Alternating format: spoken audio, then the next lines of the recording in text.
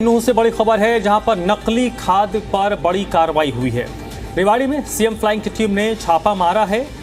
गोदाम में CM flying की छापेमारी के बाद हड़कंप मच गया। यहां पर बड़ी मात्रा में नकली डीएपी बरामद हुई है। बताया जा रहा है कि गोदाम के बाहर एक ट्रक खड़ा मिला है।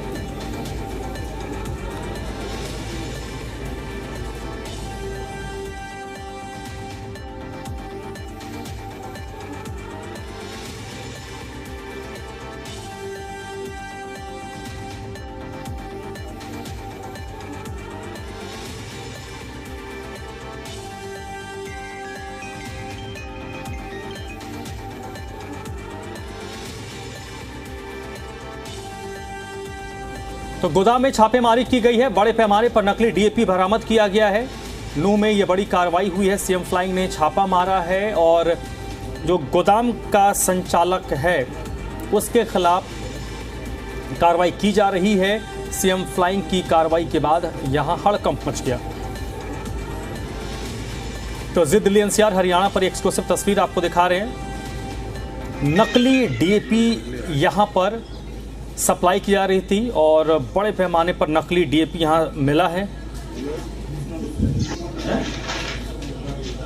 तो जब हमने मौका मारिया मंजिल स्कूल के पास में हमने देखा तो गोडाउन के अंदर 420 कट्टे पोटास एसके थे और 84 बैग हमें डीएपी के मिले। कुछ बैग हमें डीएपी के जो चंबल ब्रांड है, चंबल फर्टिलाइजर ब्रांड है, उसके काफी खाली बैग मिले। तो वे यानी कि जो है ना रिपैकिंग कर रहे थे, उल्टा पलटी कर ले। जो पोटास है, पोटास को कन्वर्ट उसमें कर रहे थे, बदल रहे थे डीएपी में। तो ये सारा मामला मैंने उसमें मौके पे सैंपल लिए, जिसके यानी कि जो है ना प्रयोगशाला में जांच के बाद ही पता लग पाएगा कि भाई ये असली है या नकली है।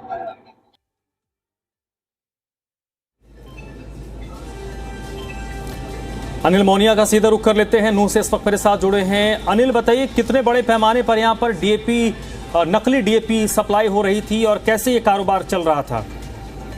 बिल्कुल, मुख्यमंत्री उड़न दस्ते रेवाड़ी की टीम के द्वारा नूह में ये छापेमारी की गई, जिसमें नकली खाद जो होता है उसको अल्ट पल्ट करके उसे बनाने का जो काम चल रहा था उस पे कार्रवाई की गई है। आपको बता दें कि जो नकली खाद की बात करें तो 420 कट्टे जो पोटास के हैं वो मिले हैं। इसके अलावा 575 कट्टे खाली मिले हैं और 84 कट्टे जो डीएपी जो खाद होता है उसके भरे हुए मिले हैं। इनको अल्ट पल्ट करके इनको नकली खाद कह सकते हैं। तो जो डीएपी इन दिनों जो गेहूं और सरसों की बिजाई के समय मारामारी रहती है, कई जिलों में देखा भी जा रहा है कि उनकी कमी देखने को मिल रही, तो उसी के तहत ये नकली खाद बनाया जा रहा था, जिससे मुख्यमंत्री उड़न दस्ते की कार्रवाई इस पर की गई है।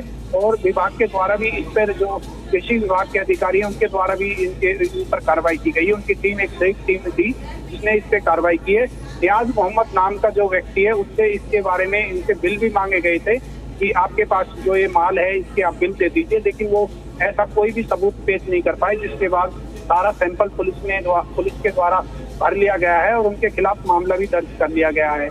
अब देखना यह है कि इसकी एक टेस्टिंग होगी, जांच होगी। जांच में पाया जाएगा कि ये नकली है या कौन सी चीज की इसमें मिलावट हो रही थी। जिस तरीके से पोटास की बात सामने आई थी, जो पोटास है उसको मिलाकर इसको बनाया जा रहा था। अब ये जांच का विषय रहेगा कि इसमें किस तरीके से इसकी मिलावट की जा रही थी और कहाँ इसकी सप्लाई की जानी थी। चलिए अनिल, बहुत बहुत शुक्रिया आपका इस पूरी जानकारी के लिए।